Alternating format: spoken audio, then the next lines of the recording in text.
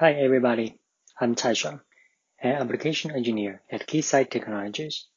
In this video, we will introduce a few ways to read out data in MBP GUI. Functions like real-time data display and pin or markers will greatly facilitate our day-to-day modeling work. Let's start MBP with a BSIM4 DC project and load some example measurement data from MBP's installation demo folder. On any graph, we have the View Data as Table option on the right-click pop-up menu. When there are multiple curves on that graph, we got the same color-coded columns corresponding to each bias condition. The columns are sortable when needed by clicking on the table head. And we could highlight columns and right-click to export data into text or CSV files to quickly grab some numeric data. Next, let's open the real-time data reader from MBP's toolbar, which looks like the magic wand icon. The data display window shows up. It will track our cursor movement and display information for points we point to. There will be simulation and measurement value of x, y, z of that point, and errors between simulation and measurement. To get to the points that are squished in linear scale, we can double-click the axis area to change it to log scale, and double-click again to switch back to linear scale. We have one more feature in the data display window, which is to measure 2 points on graphs. On Linux, it requires to hold down both Ctrl and Alt key and draw a line.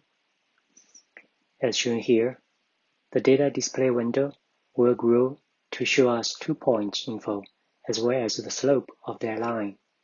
This could be very useful when we want to find out things like subthreshold slope on log IDVG curves or the low line on IDVD curves. To quit this mode, simply click somewhere else on the graph. In addition, data display works on IMV scaling plots too, to help us quickly read and monitor model simulation.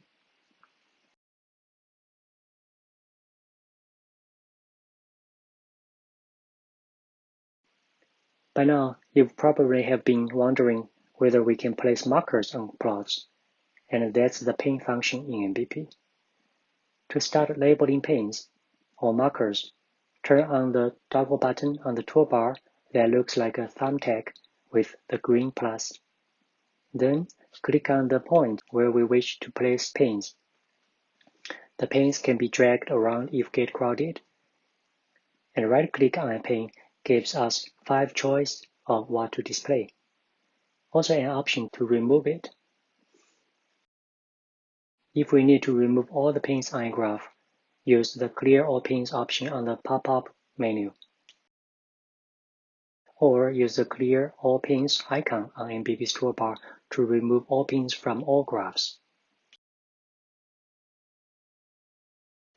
There are many useful settings related to pins. Let's open the Tool Preference window.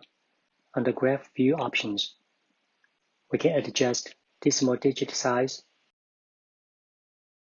color, text size, and to hide or show the border of pins. There are preview blocks below that will show us the effect whenever we make a change. Now, let me draw your attention to the advanced pin content options. There are a few keywords we can use to customize the content, as explained here. We could also use multi-keywords in one field, even adding some descriptive words or special characters like vertical bars and colons to make them more readable. All the pin settings can be exported to a .json file, which can be shared and imported back. Let's try inserting a few new pins to see the changes we just made. Now we see X, Y, and Z values of selected points conveniently.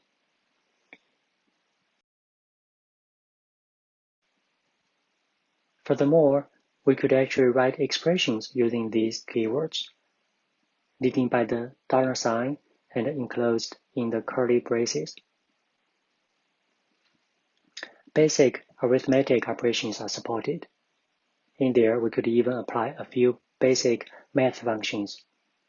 However, more complicated math transforms are better to be implemented using MBP script, which will be explained in other tutorial videos. With that, we've come to an end of this demo. Hope you found it useful. And please do subscribe to our channels for more videos. Thanks for watching.